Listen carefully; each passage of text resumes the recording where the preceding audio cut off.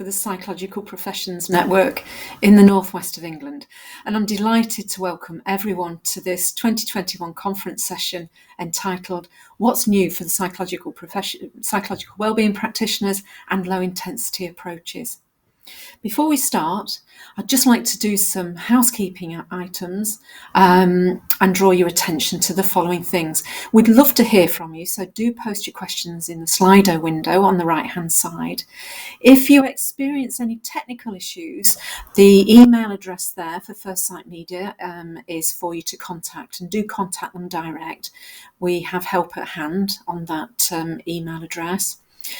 Do please note that the session is being recorded.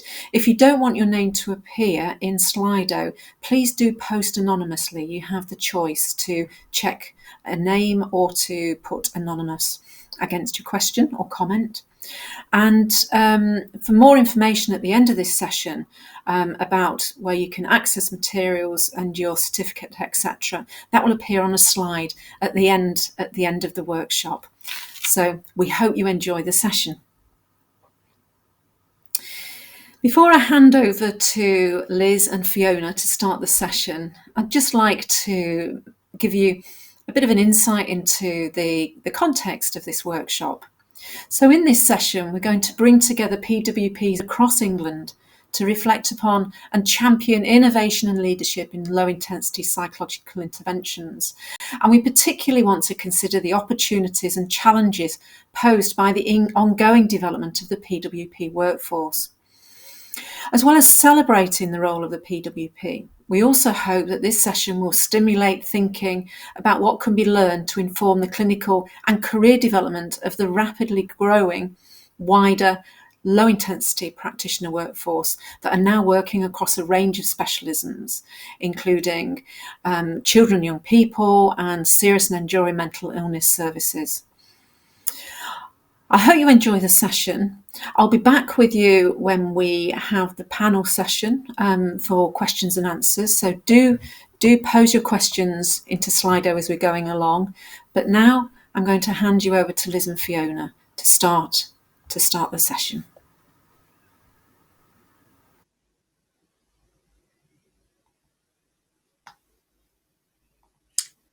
Okay, so thank you everyone so much for joining us today for this session, What's New for Psychological Wellbeing Practitioners and Low Intensity Approaches.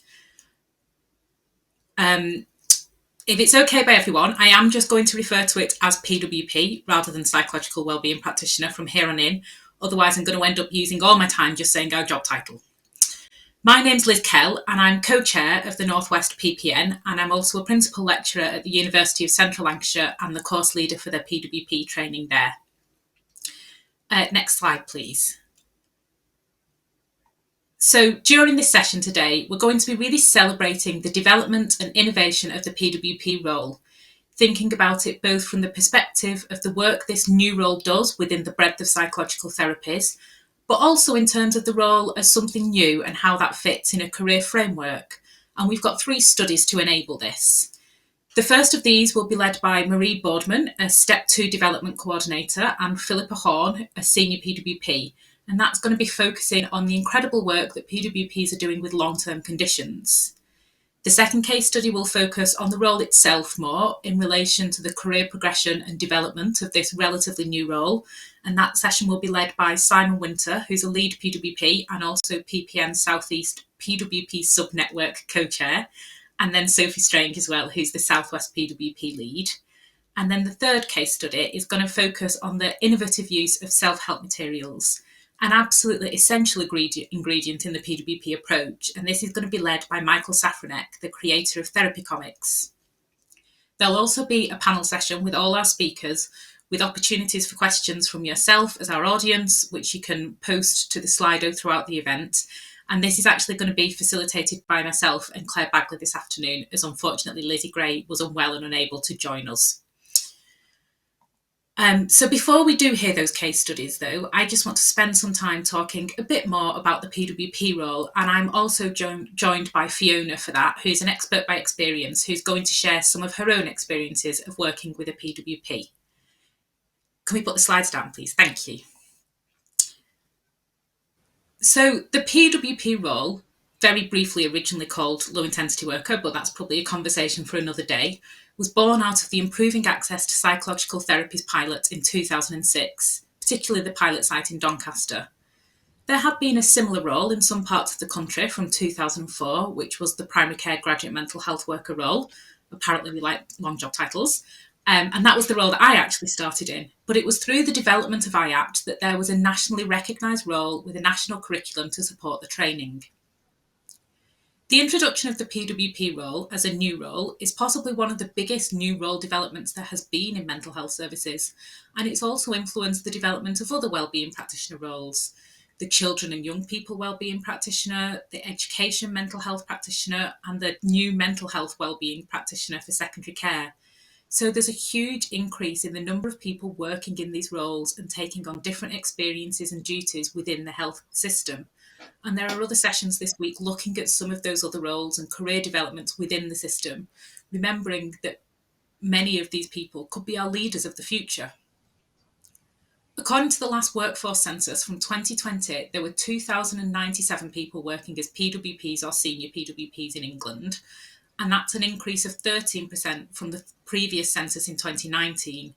And I frequently hear it said that IAPT services live and die by the success of their PWP workforce due to the hugely important work they do within a high volume, low intensity model. You could argue that sounds a bit dramatic, but there is also a risk that it puts a lot of pressure on the PWP workforce, and it really does show just how integral the development of this role is. Equally, despite being 15 years old, the role is still very new in comparison to the other therapeutic roles they work alongside, and there are still lots of areas where there is a lack of information and knowledge about the role, both across other professionals working in the NHS, but also for the people who may come and use our services and be seen by a PWP. Fiona, had you heard of or did you have any knowledge of the PWP role before you started working with one? No, I hadn't heard of it at all before referral, and I was really ill at the time. I was just desperate to be fixed. So going into it, I didn't really have any expectations other than thinking that it was going to cure all my problems, but not a quick fix, unfortunately. I did find the sessions helpful though, and I have come away with some tools that I still use now, and it's helped me like look at my thinking patterns, and yeah, I've picked up a good few things from it. Thank you, Fiona. So the more people who are seen by a PWP, and the more the NHS continues to support, develop and champion the role, the more this knowledge and understanding can improve, which can only be a good thing really. As the role grows and matures, there are also beginning to be more opportunities for PWPs to move into leadership roles, and so it's important to have the PWP voice represented at those more senior levels. As with any new role, it takes time to understand how it can work, what they can do, what those boundaries are, and having people who do this role at a more senior influencing and decision-making level is absolutely integral to that process working. Fidelity to the PWP model is a really important part of the IAPT service, where the evidence base which underpins the interventions and approaches are an important and integral feature, but fidelity can be really hard to achieve, particularly with a new role, and also because of the breadth of people who access our services. And this was something I know Fiona experienced. Yeah, when I was originally assessed, I was told I needed something more high intensity, but in the interim, I'd be given low intensity CBT to see me through until I got through the waiting list for that. But rather than that happening, I was discharged, and that left me angry and feeling as though the goalposts had moved. But the work that we had done had helped me to be more productive and less angry than I think I would have been otherwise. And the PWP always made me feel listened to and not judged. And it helped me make sense of the jumbled thoughts that I had. And again, as I said earlier, it gave me tools that I still use today. It also gave me a bit of breathing space. So although I hadn't covered completely, there was some respite from the worst of it. And using tools like the activity planning and learning about rumination so I could recognise when I'm trapped in that cycle and helping me turn around my negative thought patterns. Thank you. And listening to Fiona, it really reminds me of just how valuable and innovative the PWP role can be. The underlying principle of guided self-help has at times received some bad press. Some people have likened PWPs to coaches, and that in itself is seen as helpful by some people and not helpful to others. PWPs are highly skilled practitioners offering a therapeutic talking therapy, and those therapeutic skills are essential to everything we do. To work to support an individual to use low intensity interventions is a really challenging and nuanced job. The interventions are supported by self-help workbooks and resources, but it is not therapy by numbers, and the use of those interventions will be different with every single person we work with to ensure it helps them to address their specific and individual problems and build on their specific and individual strengths. And as with all therapeutic approaches, the rapport and engagement we build with the people we work with is really essential to our success. PWPs also have a lot of different aspects to their role. They frequently undertake the majority of assessments within an IAP service, and assessment is in itself a skilled and nuanced role. But this also means PWPs are often the first person that people speak to when they access those services. And this being a friendly, welcoming, and productive experience can really influence the individual's whole experience and engagement with the service. PWPs work in lots of different ways. They deliver psychoeducation groups, working with large numbers of people to help them to better understand depression and anxiety disorders and to develop skills and techniques to manage these problems. They support computerized CBT, supporting individuals often through emails or telephone contacts to work through high quality CBT-based computer packages, offering regular feedback and review points, helping to overcome any problems and hopefully keep people engaged. These different roles enable services to be really flexible and innovative in how different people can access and engage with services to best meet their different needs and personal situations. PWPs do, of course, also work one-to-one with people in that more traditional and expected way of therapeutic services, although that's still different as a brief intervention, with that clear focus on helping people to implement interventions. And they've always had the opportunity to offer this as telephone and video work as well as in real life. So in some ways, PWPs have also really led the way in services making huge transitions to work in this way during the impact of COVID-19 over the last 18 months. So Fiona, what was your experience of the practicalities of accessing the service? I've done both phone sessions and face to face, and I think there was pros and cons to both. So phone sessions I found really helpful because I was able to do it from my home, but then I might not prepare myself as much because I was at home and I would just put off the thought of it again and again. Whereas when I was going to the face to face, I would kind of psych myself up on the bus, but then I would also be anxious because I was taking a bus journey to get to the face to face sessions. But yeah, like I'd say, advantages to both. Thank you. Despite knowing all this about the huge skill and complexity of the role, PWPs have often felt a bit like the poor relation compared to some of their other colleagues, without the same professional recognition and respect, and without always having the same opportunities to develop, progress, and lead as a psychological profession. 2021 has been a really important year for PWPs. There has been a coming of age for the workforce when, in June 2021, the first PWP register was launched.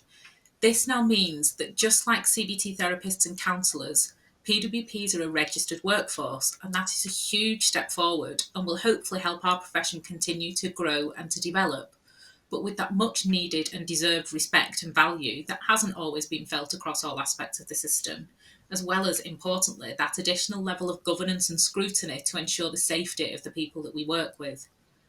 I've already mentioned the developments of other wellbeing practitioner roles, but there are also developments of PWPs working in other settings, in prison services and student wellbeing services, in staff wellbeing services and in physical health and long-term condition settings, as well as in a diversity of roles as senior PWPs, Step 2 leads and managers in services.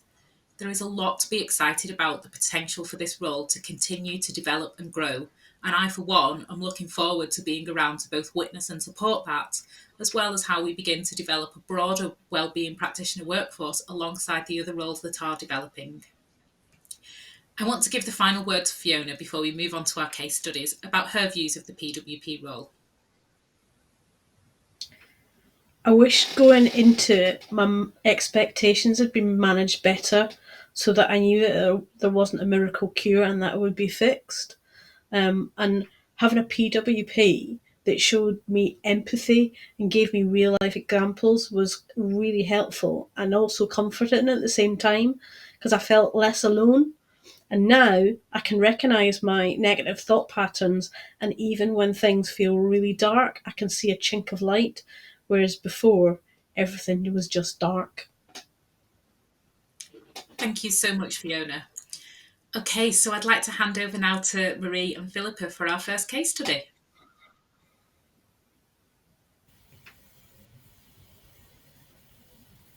Thanks, Liz. I'm Marie Boardman. I'm a Step 2 Development Coordinator and also now a clinical educator on the apprenticeship scheme in Staffordshire.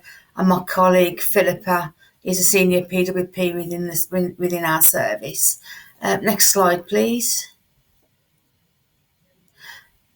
Okay, so when it came to thinking about sort of the LTC pathway, that was such a quite a broad remit. So we decided to really focus on the work we've been doing around long COVID, thinking that was very relevant to what we've been doing, but also how quickly as a PWP workforce we can actually develop and new pathways within services.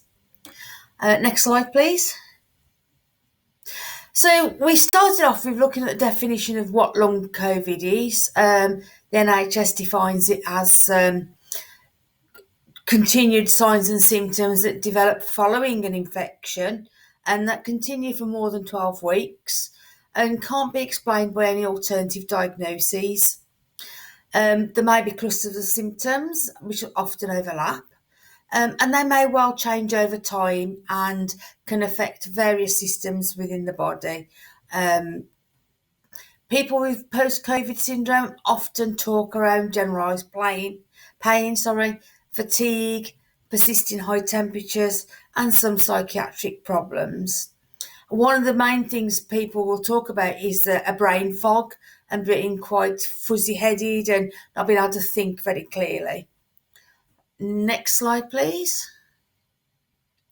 So, in definition, we never asked patients to confirm if they'd had a positive test. And what we based it on was the patient's experience. The clients believed that they had experienced and had COVID and were experiencing symptoms of long COVID. Next slide. So the foundations of our service, we're very fortunate that we actually have a specific LTC lead who leads on all the pathways within the LTC pathways across all things. And we also made link to the Long COVID Hub, which is based on a multidisciplinary team. There's clinical psychologists, OTs, there's a pulmonary rehab department, and that was all established to support people experiencing long COVID. And GPs were the main source of referral into that service. Critical care consultants and GPs all played a part in helping us develop this pathway within our team and within the service. Next slide, please. So access to our service, very often via the Long COVID Hub, the Long COVID team, they would make a referral into our service. Less frequently, we got referrals from critical care consultants. GPs will refer to service and any other health professionals where they suspected a patient was experiencing symptoms of long COVID and some mental health difficulties related to that. And we also accepted self-referrals so that when people were accessing the service, and one of our questions was asking around if they've experienced COVID or felt they were experiencing long COVID, we identified them at that early stage within the pathway. And again, in the online self-referral process, as we were triaging people, discussed COVID and long COVID with the individuals so we could ensure that they were picked up within service effectively. Next slide. So our assessments, we actually adapted our assessments as well as part of this process, and we asked some additional questions about an individual's experience of COVID, whether they were hospitalised, at what level, what sort of support, were they incubated, all those sorts of things. And all the staff who had previously experienced or undertaken the long-term conditions top-up training also engaged in the long COVID webinars that were provided through the NHS Futures website, so that we were up to date with our learning. Next slide, please. So standard assessments always include the MDS.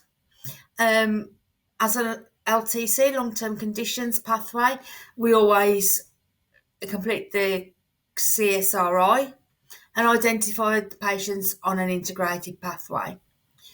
We encourage discussion and the individual really talking to us about their experience of COVID, how that impacted them on their well-being, on their roles within relationships, work, and things like that. We supported an individual, and we still do, support individuals to try and identify clear goals within the CBT process and the assessment process. And we kept an eye and kept an open dialogue around any new symptoms that might appear or any changes, particularly increasing symptoms, and encouraged them individuals to liaise with their GP and seek further guidance from a medical practitioner. Next slide, please. So everything that we did was all based on the client's story, which could often be very difficult, and patients would explain things like that they had never felt listened to before, that people didn't believe that they had long COVID, people didn't believe that long COVID existed. So actually having somebody asking these open questions and asking a patient to explain their experience of COVID and how it was impacting was really quite enlightening for our patients. I'm going to pass you on to Philippa now, who'll carry on with our presentation. Next slide, please. As Marie said, a big theme that came through was that our clients were telling us that they weren't being believed, and this was so distressing for them. There's frustration with services, a whole range of services could be involved, feeling abandoned by their GP and health services, feeling abandoned and bullied by their employer, being pressurised to return back to work. The whole hospital experience was so upsetting. Patients dying all around me was something that we'd hear quite often. Next slide, please. Quite often, clients would say that their initial experience of COVID was quite mild. They thought it was okay. They'd go back to work after a week or so, and then all of a sudden, all the symptoms would come in, and they were completely shocked by their response to what they thought initially was quite a mild experience. There'd be feelings of guilt about catching the COVID, and guilt about surviving the COVID. So many people in hospital died and I lived. So, there was a bit of guilt about that. And this is something we was always looking out for. The physical symptoms people experience can fluctuate, and that was so frustrating for people. And the fatigue, brain fog, and memory was a constant theme that ran through all our assessments. Next slide, please. The fear again about catching COVID. If I catch COVID again, I'll definitely die. And there's the anxiety about, will I get better? Anger and frustration with others, the general public not following guidance. That was so difficult for people too. Next slide, please. Our patients experienced huge losses of their roles, how they were living their lives, and then how they were at the point of contacting us, from having a big life, being busy, running around, doing everything. Now, on a good day, some of them reported that they could empty the dishwasher. So there will be financial losses, worries about the impact on relationships as well. Next slide, please. What we always mention the Your COVID Recovery website during our assessments and put that information in our outcome letters too. If none of you haven't looked at this website, it is a brilliant website. It looks like it has been written by a PWP. It uses PWP language. It talks about setting goals. It talks about pacing and prioritizing, and it talks about all the physical symptoms, but also emotional experiences people may have. So I would really recommend that you have a look at that if you haven't already. Next slide, please.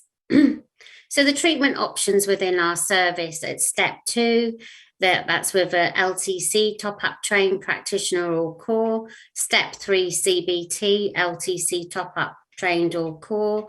Step 3, counselling for depression. Step 3, couples counselling. Step 3, IPT. We're also able to refer our clients to counselling with Mind or Dove, or signpost out as we would anyway in an assessment if we felt another service could help them better. But we can also work with people who are on the physical health psychology waiting lists as well. So that's been useful. Next slide, please. So the integrated processes model, this is something that we bear in mind when we're assessing our clients, but also when we're working with them. The circle on the left, the beige one, is life before the ill health.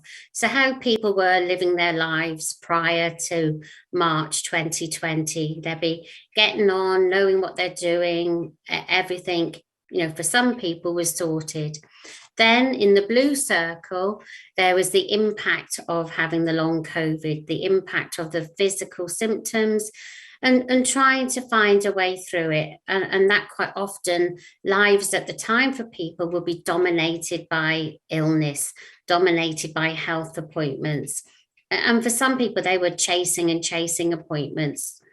And then where we're hoping people can move over is to the green circle, about increased coherence between the mind and the body, making some sort of adjustments or acceptance, but also working towards people's values, because value-based activity is so important.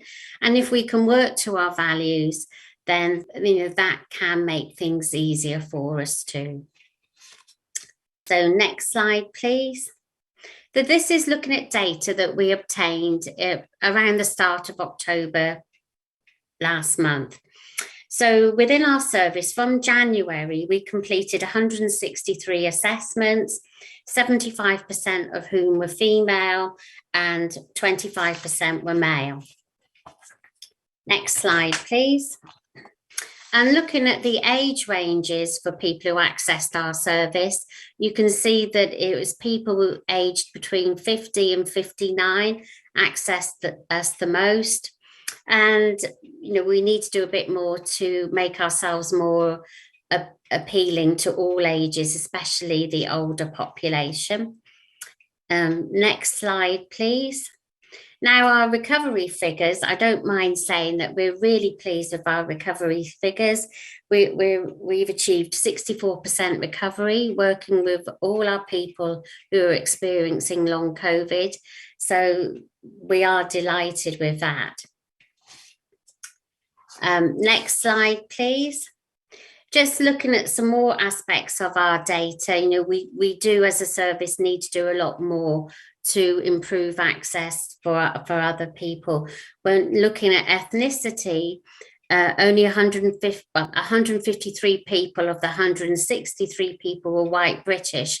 So we really need to improve access, especially as we know that people from the BAME community were disproportionately affected by the long COVID. Also, next slide, please. Looking at sexuality as well, we need to improve access for everyone, as the majority of the people who accessed our service identified as being heterosexual. So again, there's more work for us to do as a service. Next slide, please. So the service learning, we have learned with every assessment, with every treatment we're working with, we have learned so much. There is absolutely huge variability. Some of the people we work with who have long COVID, they might be working 30 hours a week, they might be working 60 hours a week. So people's physical ability is wide ranging. But again, that tremendous need to be heard and believed is so important. The majority of our clients had not had treatment previously, and the adaptations to practice, we're very strong on modelling pacing through treatments. Less is more. And we know that with CBT, it's very much based in homework tasks, giving people things to practice throughout the week or between the next session. But what we realised is that we can pare that back. And I think that is very much based on the staff, the PWP's confidence in doing what they're doing, but also the supervision that they're having, that, it's be brave, cut back on what you're doing, because we know that the thread of this is all our clients are telling us that they're tired, they're fatigued. So what's the point in overloading with too much homework? Next slide, please. So our clients, we feel, are motivated and engaged. They want to understand what's going on for them and make progress. We've noticed that there has been reduced cancellations and DNAs compared with our core or our other LTC clients. And we've heard fantastic reports about the pulmonary rehabilitation that our long COVID clients are able to access. And so many have said that, it's been brilliant. If they could have accessed this earlier, then potentially they might have been back at work earlier. It sounds to be really good that our NHS colleagues are providing.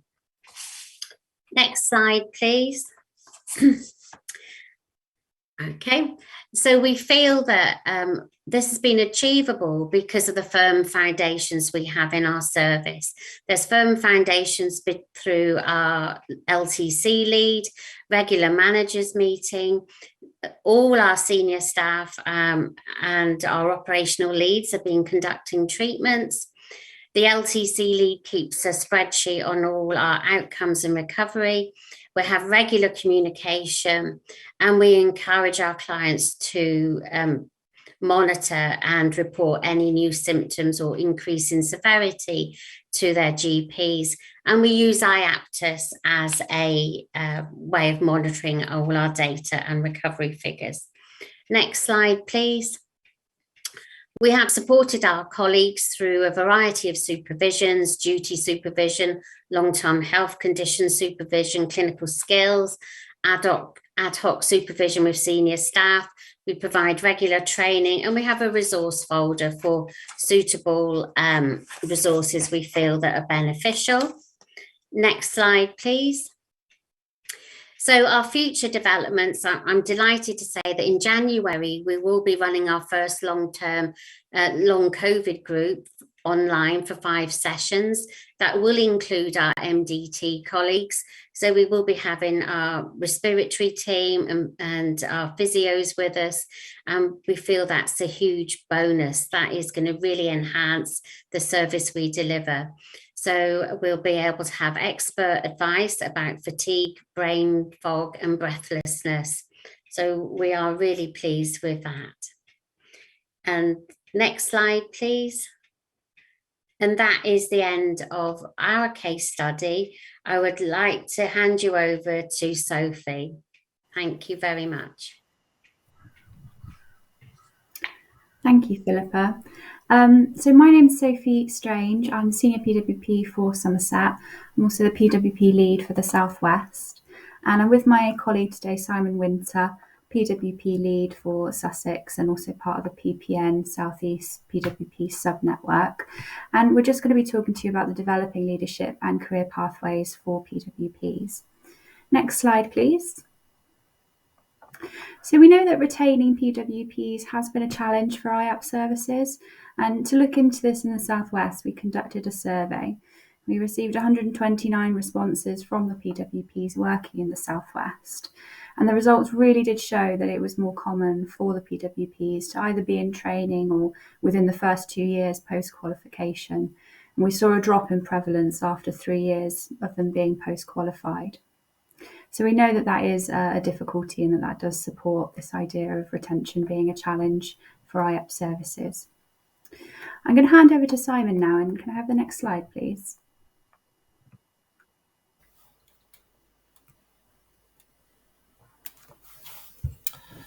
Hello. Yeah, I'm going to talk about developing PWP careers to start with, and it does feel like a good time to be a PWP, despite that last slide and the problems of retention which we've always had. I feel the expansion which has come around through, to start with, the 5-year forward view and then the NHS long-term plan in 2019 have really helped to lead to an expansion in IAP services. There's a massive funding increase at the moment, which is guaranteeing £2.3 billion into mental health services by 2023-24. And our service, for example, has seen something like a 70% increase in staff over the last 2 or 3 years. This has really opened up opportunities in terms of Step 2 and PWP career progression. I've been at Step 2 since I started 12 years ago. I'll talk a bit more about that later. But basically, I was a senior PWP for a long time, and our service has only this year created the Band 7 PWP lead role. As you can see from the slide, there are sort of 3 groupings really of career opportunities. Obviously, in clinical, Band 6 PWP senior roles have always been there, but they're becoming more common. There is some services have advanced PWP roles where PWPs kind of prepare for a senior role, doing supervision and other things. There are operational opportunities, so PWPs who move into more of a management side of the service, sometimes combining with a clinical role as well. Our own service has experienced PWPs moving through senior roles into deputy manager and even service manager roles, which is quite exciting. And then there's a crossover into the academic world, of course, of PWP training, where a number of course directors, lecturers and tutors maintain clinical roles, often as senior PWPs, while also working on the PWP courses. So a lot of interesting developments and more reasons for people to stay. And I appreciate that services need PWPs to move up, for example, to CBT therapy roles, but hopefully there'll be more chance of retention with this kind of career structure in place. Next slide, please. Back to Sophie. Thank you, Simon. So it is really great to see an emerging variety in how PWPs can develop at Step 2, because we know that having opportunities to develop alongside having that variety and responsibility is really important for PWP retention. But when we think about the further training opportunities, currently we know that there exists the LTC and low intensity CBT supervision training as the further training avenues. If we think about the developments, though, there are exciting plans in the Southwest at the moment to develop specific training for senior PWPs or for emerging senior PWPs. which will look to cover modules and competencies on leadership and management, service evaluations, audits, and how to incorporate evidence-based practice into service. And this is with the hope of upskilling and retaining long-standing and passionate PWPs in Band 5 or Band 6 roles. It wouldn't be right to speak about PWP developments without highlighting the PWP registration and to recognise the importance of this step and how this will continue to contribute to the PWP role as a recognised career pathway. As mentioned earlier by Simon, we are seeing changes to the management structure in IAP services. It's been previously difficult for PWPs to obtain Band 7 roles without changing their training to high CBT. However, we are seeing a number of PWPs in leadership roles, leading to the role not only being better understood and represented by their services, but also giving PWPs a stronger voice in service delivery and showing the progression available and providing role model-based leaderships for Band 5 PWPs. I'm going to hand back over to Simon, and next slide, please.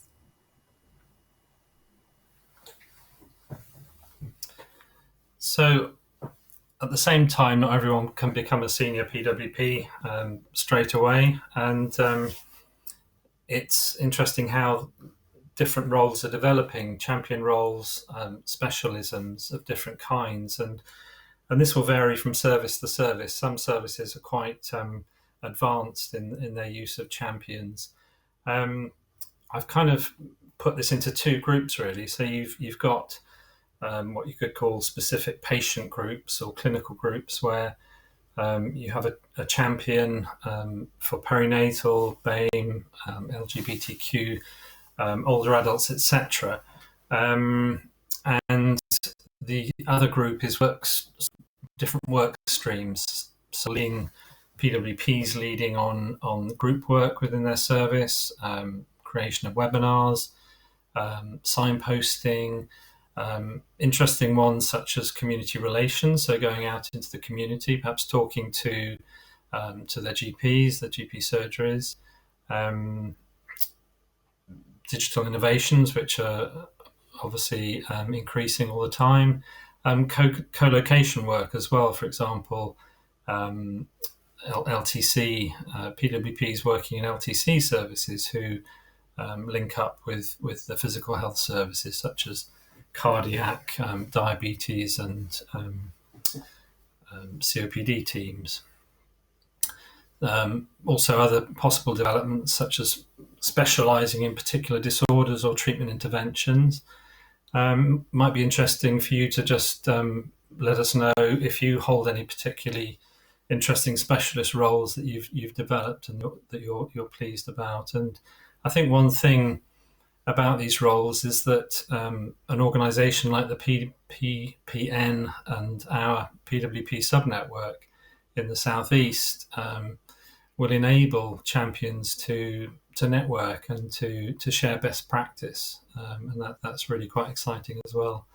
Back to Sophie, and next slide, please.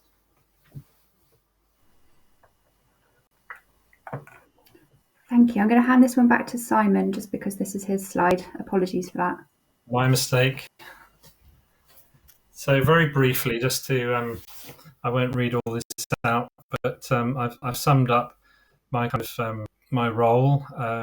As I said, I spent a long time as a senior PWP, often as the only one until the last couple of years. Different services will have different titles for these roles. PWP team lead, perhaps PWP lead. Maria's title was interesting as Step 2 Development Coordinator. So, as I said, big expansion of the team. We've now got 38 PWPs currently. That does include 12 trainees, 4 senior PWPs across our 3 sites in West Sussex. It's a particularly rewarding role. It does give you more of a strategic view of the service and being able to retain some supervising while managing a team of senior PWPs. The chance really to develop new initiatives, and particularly, broaden the PWP experience. I think, like I said, with the champion roles, I think anything we can do to make the job more varied is good for retention and good for career progression. Also strongly involved in recruitment. Always enjoy the round of trainee interviews.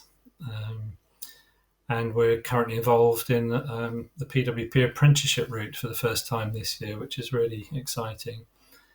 Some challenges, but all in a positive way. Brings me into contact with staff throughout the service. I do maintain a small clinical caseload, but overall, it's a very positive experience. Now I will hand you to Sophie for the next slide.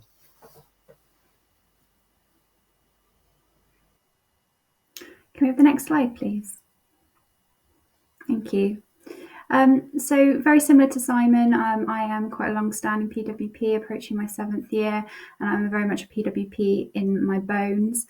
But I have recently been appointed to a new and slightly different role, which is a regional post of PWP lead for the Southwest. And so I'm not like Simon in the sense I'm allocated to a specific IAP service, but I work more with NHS England and sort of overseeing the IAP services that are in the Southwest. It is quite a new role, and it's one that I'm taking as a sort of part-time secondment whilst also maintaining my senior PWP role. The main kind of area in which it differs from a PWP lead in a management position is that this role is a lot more strategic. So I don't necessarily manage a specific IAP service. I focus more on championing the PWP role, providing some clinical leadership to the Step 2 work stream in the Southwest, and engaging with a number of different stakeholders across the Southwest as well. One of my main responsibilities has been setting up a senior PWP forum in the Southwest and just ensuring that that forum aligns with the ambitions of the PPN in the Southwest. And that's been taking shape over the last few months, and happy to say that that's now quite a successful and established forum. I'm also working with several projects around things like regional recruitment, PWP training, and doing a little bit of communications work and increasing diversity. Like Simon said, it does give us a bit of a chance to put a stronger voice about Step 2 in the region, and that's something that I do really enjoy. I'm able to look at significant issues pertaining to Step 2, so things like retention, workforce mapping, and just being a link for all the services in the Southwest, which I think has been really important. Like with many roles, though, it does come with its challenges, particularly just around balancing two particular roles at the same time. Getting my head around the Southwest geography has also been interesting, but overall it's been a really positive experience for me and one I'm enjoying very much. Can I have the next slide, please? So just to kind of finish us off today, we just wanted to give you all some ideas or food for thought to take away and maybe think back into your services. So we know that there is a lot of innovation that's happening at the moment at Step 2. Like Simon said, it feels like a good time to be a PWP. There are a lot of new roles that are coming out or starting to be developed. It would be really interesting to see if this regional role that I hold becomes more common in other regions, and the possibilities that that could also lead to, especially for more representation for Step 2.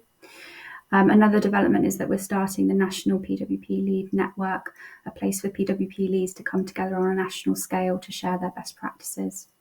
And we've also had some exciting developments with the PPN in the southeast part of Simon's network, and that's open to anybody working in low intensity in the southeast. So we would encourage anybody to get in touch with the PPN there to join that network.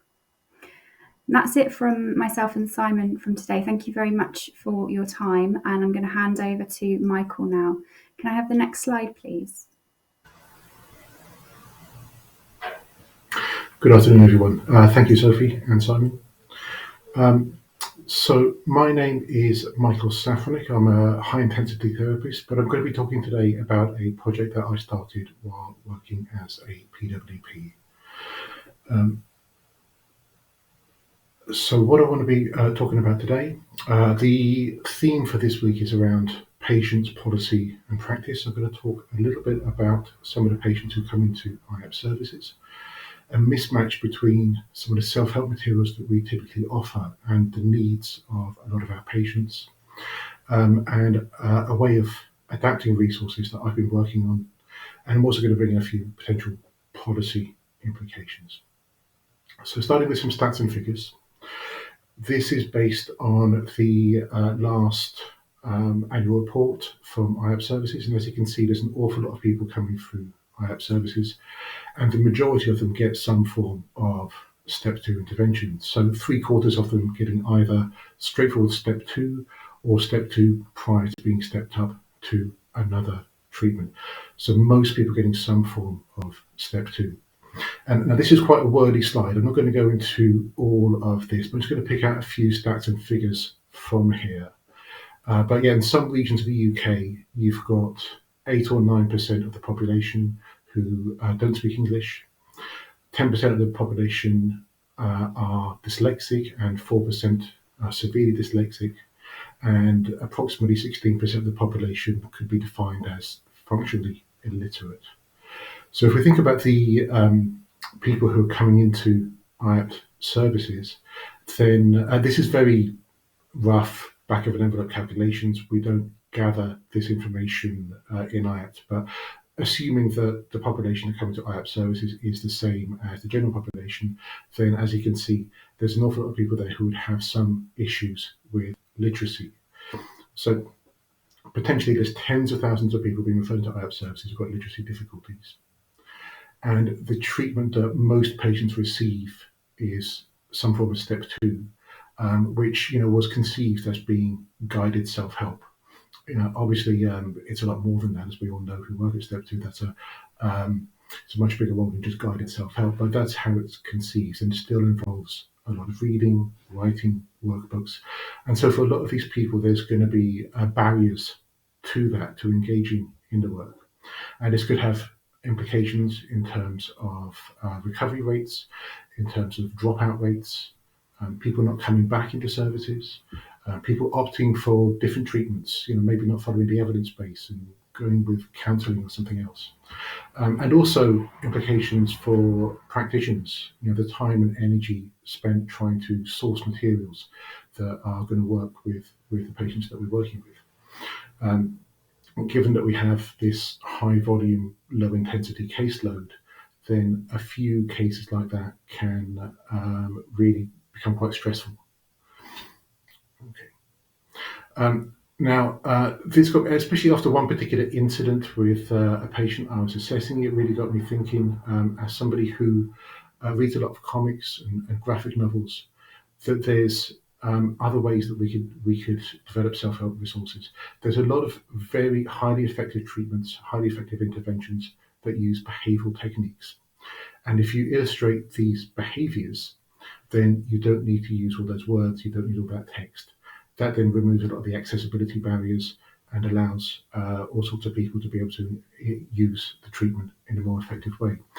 This seemed like such an obvious idea to me that when I started looking into it, I was quite surprised that there wasn't really anything else like that out there. It started to change a little bit. There's a few things starting to come through now in certain places, but really there wasn't much at all. So I have, sorry, can I have the next slide, please? So I put together the first, what I call the therapy comic. This was a progressive muscle relaxation worksheet. As you can see, instead of describing the movements that you do during progressive muscle relaxation, we've actually illustrated them. And this was based on worksheets and things that I was using myself at the time. And I could then use this to then make a case for getting a little bit of funding to develop 2 more workbooks on sleep hygiene and prolonged exposure for panic attacks. I initially designed these to be completely wordless, the idea being that there was no text at all. But it became clear that while I knew what I meant with some of these things, that other people didn't. So we added in some text. That's mainly to help the practitioner explain the workbook to the patient, but the images still do the heavy lifting. So hopefully after it's been explained, then there's enough information there that the patient can take that home afterwards and knows what's going on in the workbook. Used guidelines on using this dyslexia-friendly text, and if anybody ever wanted to do a translated version of these, all you would need is a Sharpie and Google Translate. Okay. Go to the next slide, please. So I've got some examples of the what the workbooks look like. So you can see here, this is from a panic book. You've got some stuff about fight, flight, and freeze. Somebody cognitive misinterpretations of panic symptoms, and a little ABC model.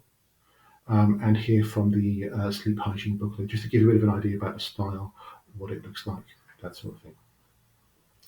So I got these workbooks developed, and I started promoting them on social media, set up a website, posted them on there, and I got some really good feedback from lots of therapists, lots of people using that low intensity work in, as other people have said, that broad range of clients that we work with. So people who work with the prison population, where there are lower literacy levels, people who work with adults with learning disabilities, people who work with children, and also mental health professionals from all over the world getting in touch and saying how useful this was, how helpful it was going to be to them, how beneficial it was going to be.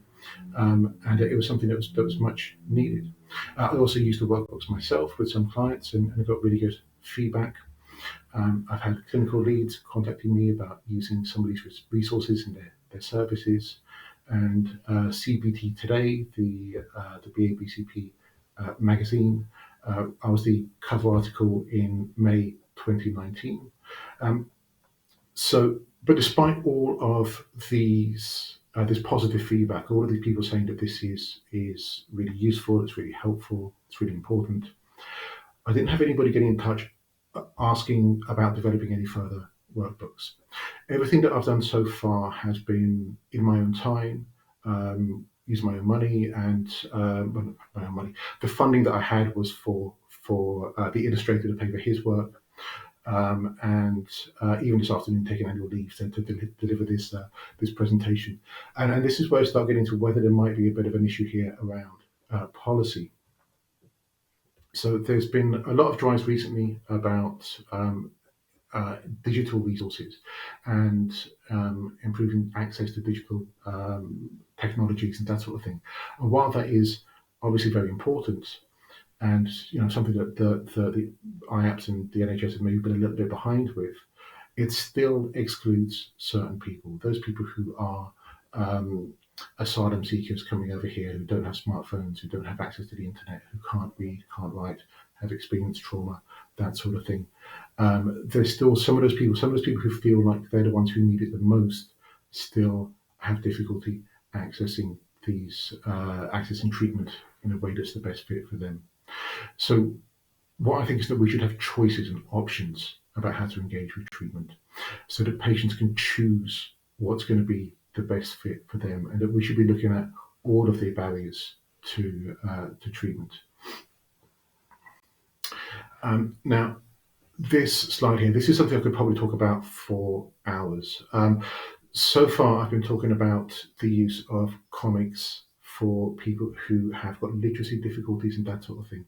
And there's a general perception that exists out there about comics as being a sort of lesser form of literature, something that you sort of grow out of into proper books, quote unquote, that sort of thing. But for anybody who reads a lot of graphic novels, a lot of comic books, that we know that it is a medium that can tell very nuanced, very powerful stories in very sophisticated ways. It's not all about Spider-Man and Garfield. There's much more to this medium, and there's been some research going on into the use of comic books as a form of science communication, as a way of explaining scientific principles to people.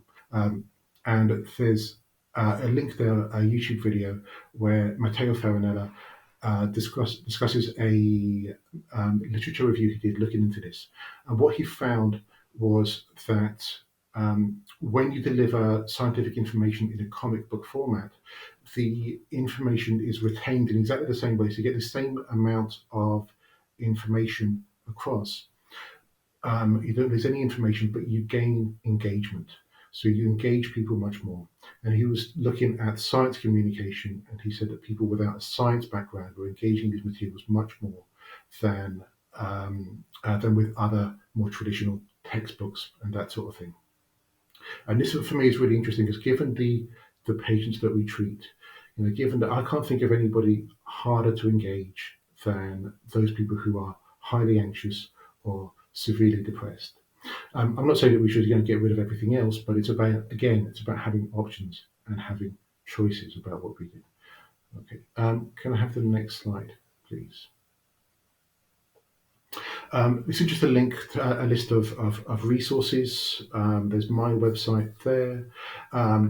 I said that there's some information out there as well, that there's other people doing similar things. So the Graphic Medicine website is an excellent website which looks at all of these resources using comics and health and healthcare.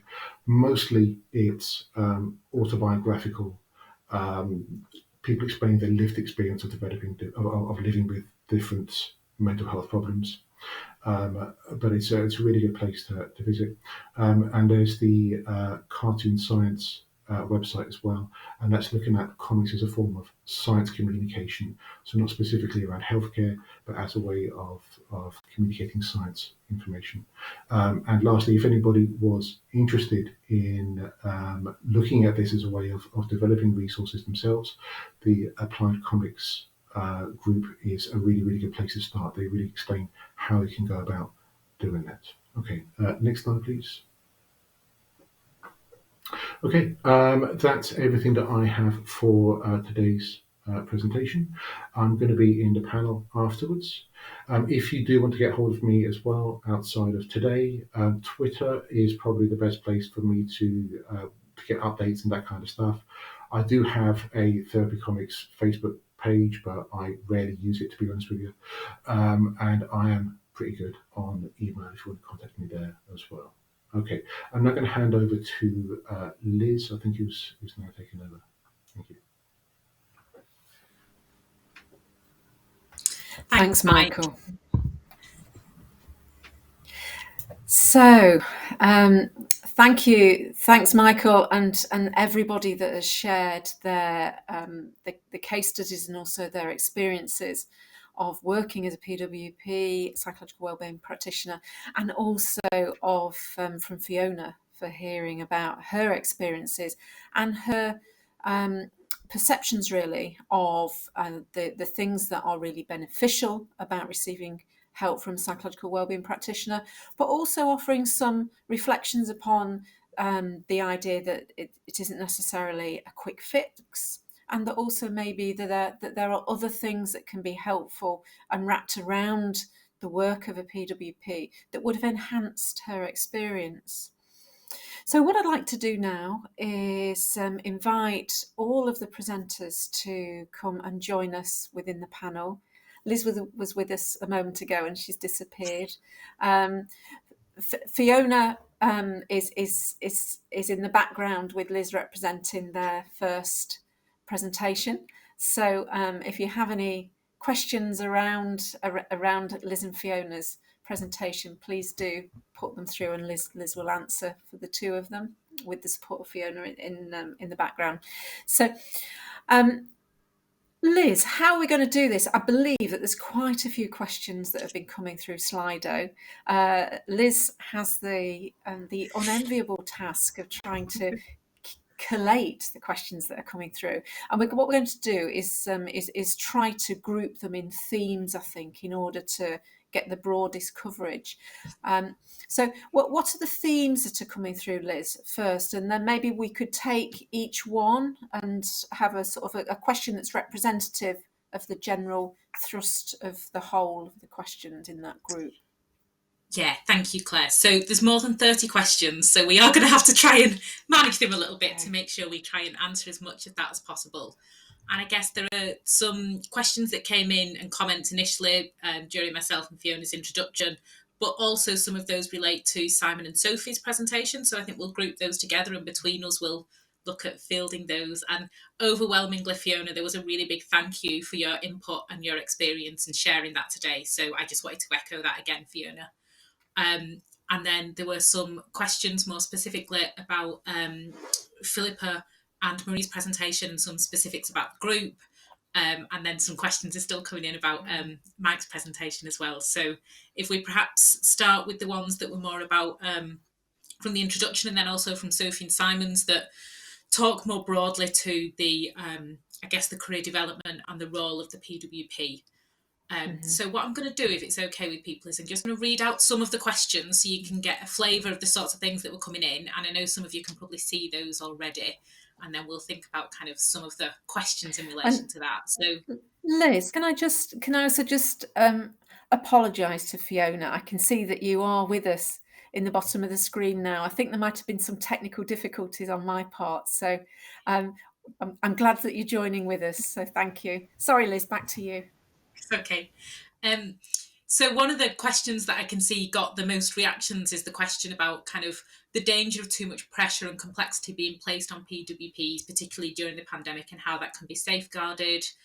Also questions around kind of supporting PWPs to be champions, particularly given the clinical hours and expectations being high.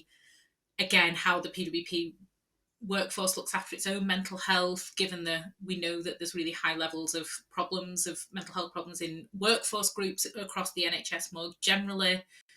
And questions as well about kind of the PPN, the PWP subnetworks, the role of the PPN in supporting PWPs, and some questions about the PWP registration as well. There was also some questions about, so people saying that they don't currently have kind of band 7 lead PWP roles and how we might change that, how long it takes to create new roles within services, and around kind of current CPD opportunities for PWPs. So if it's okay, I'll talk to that a little bit and then also ask Sophie and Simon to contribute to that, because I think it talks to both of what we were saying really. And broadly, what I would say is if you're not already a member of your local PPN, please do join. There is a PPN in every area of England now, and a lot, if not all of those, do have PWP networks within that sub-networks. They might be called slightly different things, but please do find out about what's available for you locally.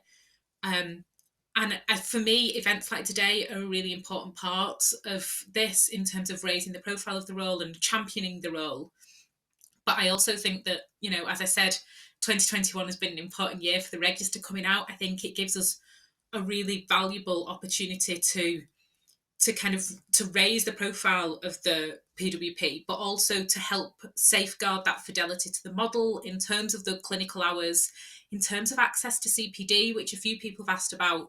The fact that CPD is a requirement of maintaining registers makes it much easier for there to be real rationale for PWPs always having equal access to CPD hours, but also there will be a response to that in terms of the availability of CPD. I know that both the BABCP and the BPS as register holders are busily working at what CPD offers might become available, and other providers, HEIs, the BABCP low intensity SIG, lots of different groups are really looking at what that CPD offer should be.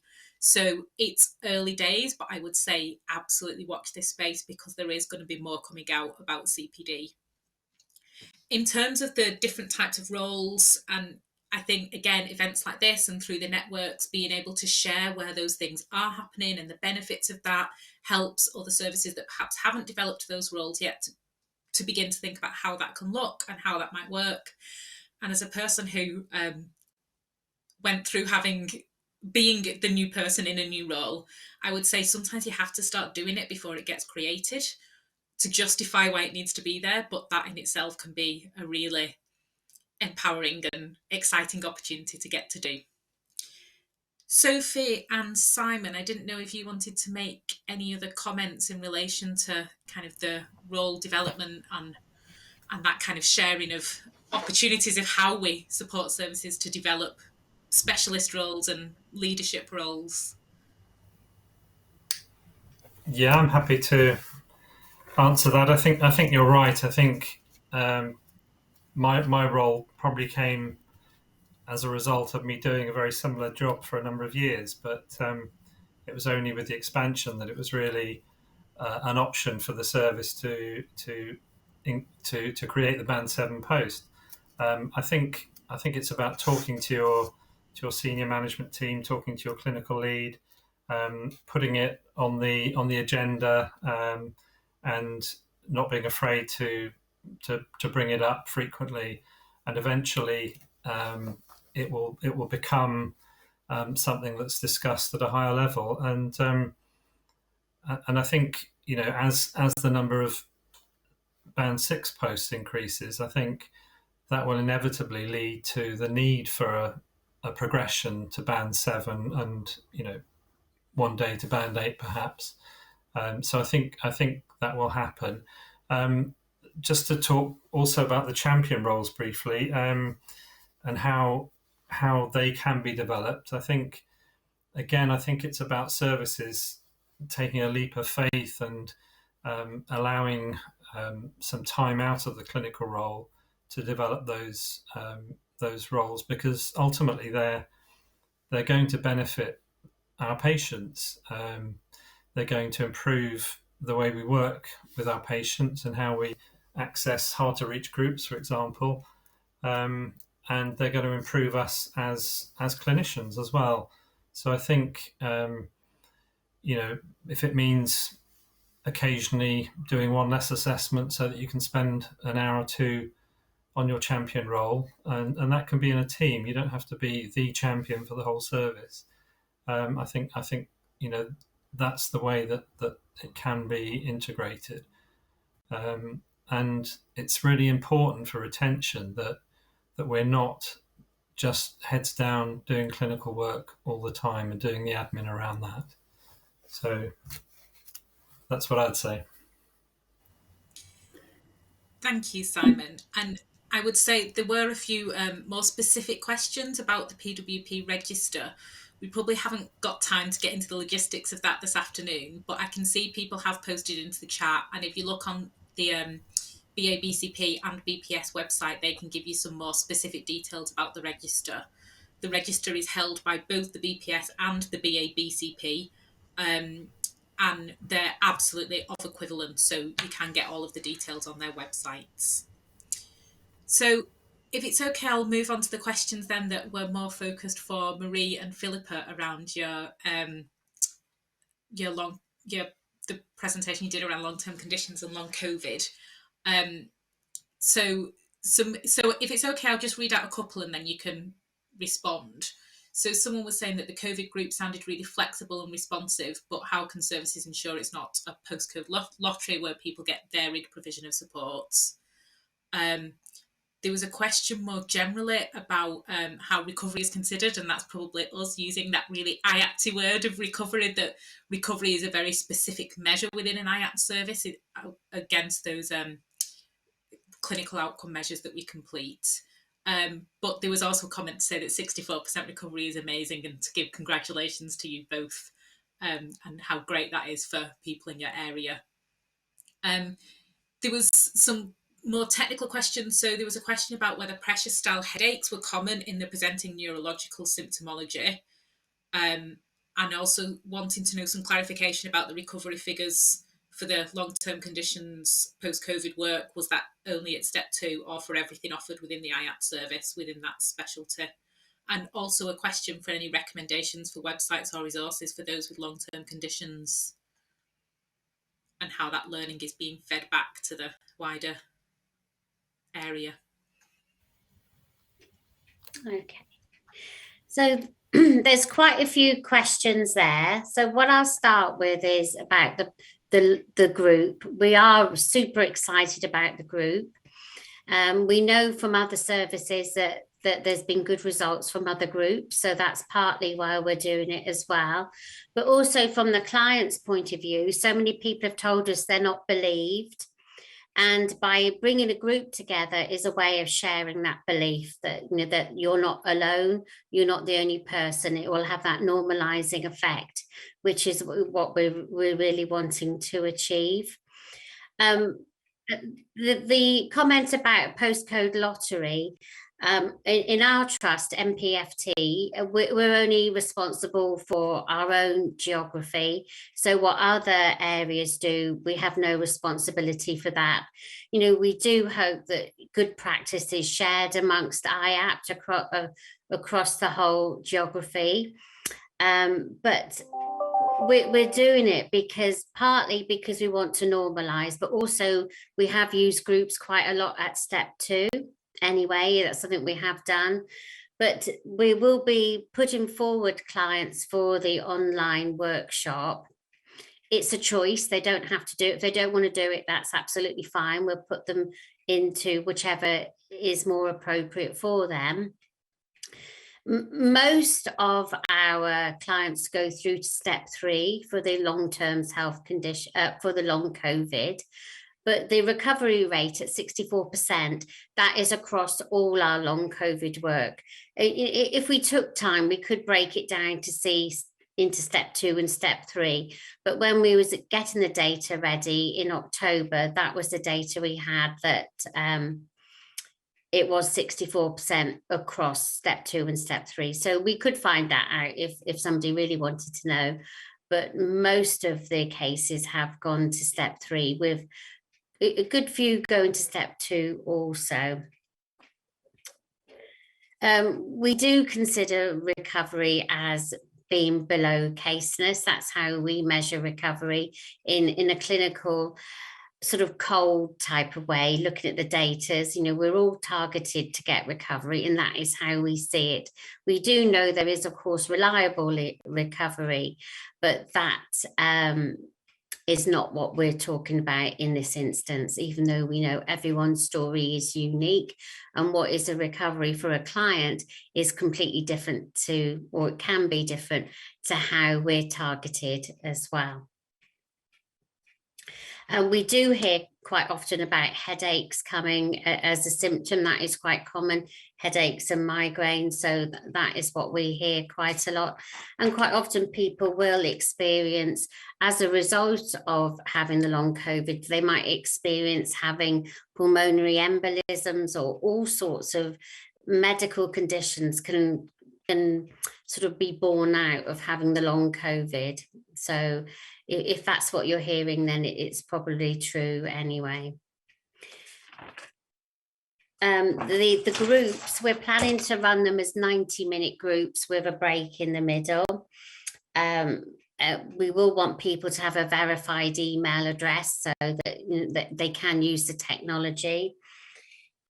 And there will be homework attached to that. But we were so delighted. We've got our physical health colleagues on board. We've got respiratory coming. We've got the physiotherapists coming. And that is the IAP dream, isn't it? To be co-located in the physical way. You know, we know people are working in diabetic clinics, but to have our physical health colleagues coming on board, we are so pleased. And that has taken a lot of work by our long-term health conditions lead, laying those foundations, networking with all the other teams. And to, you know, sometimes managing our own diaries can be complicated, but managing a diary that's going to fit in with other health teams, it takes it to a different level. But we are really, really pleased. I'll be working on the first group with the long-term health conditions lead. So we're really, really looking forward to that. So Marie, was there anything you wanted to add? Or yeah, I just wanted to add on this query around the postcode lottery. One of my other hats is I'm a facilitator for the Senior PWP Network for the Midlands, and we've also delivered this presentation, although a longer one, at the Senior PWP Network. So all the seniors across the Midlands have had discussion and availability around how the LTC long COVID pathway has developed and grown. So we are sharing best practice, what we feel is best practice anyway, at least across the region. Hopefully today we've sort of shared that even further. In terms of resources, when I did all the long COVID webinars, I listened to all that, but and when I first went into doing all the long COVID work, the assessments and the treatments, I sort of built it up. But because I've had quite a lot of experience now, I have realised that less is more. I find that I go to my favourite resources, if you like, the problem statement, the unhelpful thinking habit sheets. Resources don't have to be complicated. I'm not writing an academic essay. It is the easier the better in some respects. I'll often use the poison parrot as well, because people will say, someone I work with is much more ill than I am and they're back at work already. And the unhelpful thinking habit sheet, even though it's very basic, it resonates with so many people. So I would suggest that you don't get too worked up about the resources you're using, but as long as you're really comfortable with them and it meets the client's needs, there's nothing wrong with simple. Simple is good. That's a really good point.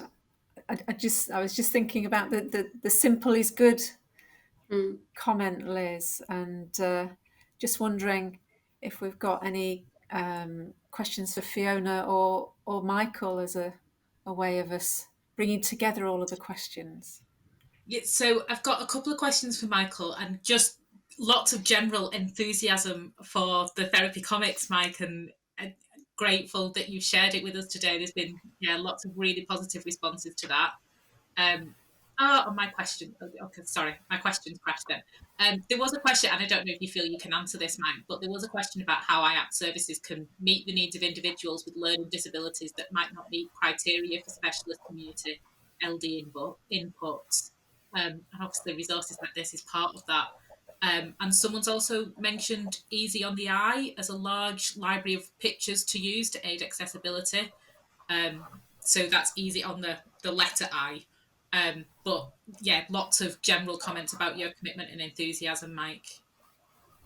Thank you. That's nice to hear. The question about how IAP services can adapt for learning disabilities, I think that there's been quite a few things that have come out over the last couple of years. The National Autistic Society have developed a whole load of new guidelines, and I think there's a new learning disability positive practice guide, if I remember rightly. And I also remember looking at, I think it's designed for step 3, but it's a protocol for working with people with learning disabilities. And I think it was developed at UCL. So I'm working at step 3 now, so I'm a little bit out of the loop with what's going on at step 2. But I think like what's been already said, it's not about necessarily doing anything different. It's sticking with the same things that you do and that you do well, the same kinds of resources, the same kinds of techniques, but just with a little bit of adaptation. I think keeping with, if you can, using visual stuff, I will now, sketch things out, draw little things, little models during sessions with patients. And that's how a lot of the stuff that I'm doing now is also coming up as well. Like, I'll give you a little example. I've got a patient with who's from Sierra Leone. We're working through an interpreter. We're doing some trauma work, and I just put a little sort of grounding thing together to help her to send out to her in the post. And so that's sort of what I'm doing when I'm kind of hitting those sort of problems and those sort of barriers. But there are, I think, a few guidelines out there, and I've not heard about that Easy on the Eye website. That's a new one to me. I'll have to check that out. But thanks for all the nice feedback. That's nice to hear. Thank you, Mike. Claire, am I back to you for closing comments then? Thank you. Thanks for managing the questions. It sounds like the case studies and the conversation between yourself, Liz, and Fiona has really stimulated quite a lot of thinking. And that was really what we were hoping that this workshop would do, that it's an opportunity for us to celebrate the role of the psychological wellbeing practitioner and the roles using more low intensity based approaches that are emerging as we speak. But also to think about think about the art of the possible and to share good practice. And I just wondered, Fiona, before I kind of do concluding remarks, I wondered if there was anything else that you would like to add, anything that you've heard that you would really like to underline as sort of part of the message of the workshop today, or anything else that's occurred to you as you've heard people talking. I'd be really interested to know what you think about what you've heard. I've been quite excited to hear all these new things that are coming through. My experiences with IAPT aren't particularly recent, they're a couple of years old. So it's exciting to hear all these new things, especially the therapy comics. That looked brilliant. And to go back to the keeping it simple message, there were so many things that resonated with me. The poison parrot is such a great analogy, and I use it to explain the negative thinking patterns I can have to my husband or my family. And it is so simple but so key, and it can kind of get across my thinking patterns to help them support me. And I think that's about all I can think of to say right now. But it's exciting, and I look forward to, well, I have hope for the wonderful work that people are going to do in the future. Thanks, Fiona. It's really encouraging insights and reactions that you shared with us there. So it falls upon me really to, I guess, sort of summarize some of the things that we've heard today, and also to leave you with some questions, I guess, because in the true kind of spirit of the work that we do, there are always things that we continue to build and grow on. So I think the message for me that's come out strongly, and Fiona really beat me to it, which is this idea about keeping things simple. I think one of the strengths and the real innovations within the role of the psychological wellbeing practitioner and the practitioner roles that are emerging is this ability to be able to make the complex simple. And it might appear that because some of the interventions are low intensity, they might be misunderstood as simple or less powerful than some interventions that are thought of as more complex. But actually the simplicity of low intensity working and the skill of the PWP role to be able to translate those into different people's experiences, to make them meaningful. For instance, in the example of working with people with long COVID, what a great illustration of keeping the core principles of low intensity working, but adapting them to a new and novel problem. Very, very unique. So I think a really excellent illustration of the flexibility and the adaptability of the PWP role. And then thinking about within that how, as the workforce is maturing and evolving, Simon and Sophie really clearly described how we have a very rich seam of emerging leadership and leaders within the psychological wellbeing practitioners workforce. And I think there's a real challenge here from me to the system to look at how we encourage and grow that leadership and develop it in order that we can really enrich the wider work of the psychological professions. So I think there's further questions for the system there, and for existing leaders to think about how do we support and encourage PWPs and practitioner roles to develop into leaders, Band 7 and beyond. I want to see our first Band 9 PWP within within the lifetime of my career. There's a challenge that I put out to everybody that might be listening now that's in a role to make that happen.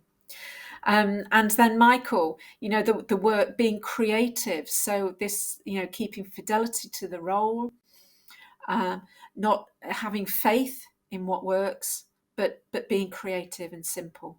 So that's a fantastic explanation and kind of overview that's been shared with everybody today. I hope that you've learned a lot from it, and that you'll take away a number of questions. So on behalf of all of the presenters today, I want to thank you. And I'll just ask for the next slide to be shared in order that we can now have a look at asking you for your feedback before we end the session. And that will then enable you to leave us with your certificate. So Matt, if you could just share the next slide, please. Thank you. So within Slido, you've got your 3 evaluation questions. If you could just submit your feedback, it's a very quick thing for you to do. Hopefully very easy. We'd be very grateful for as many of you to provide that feedback to us, and then download your certificate by hitting the button beneath the stream window. Thank you very much.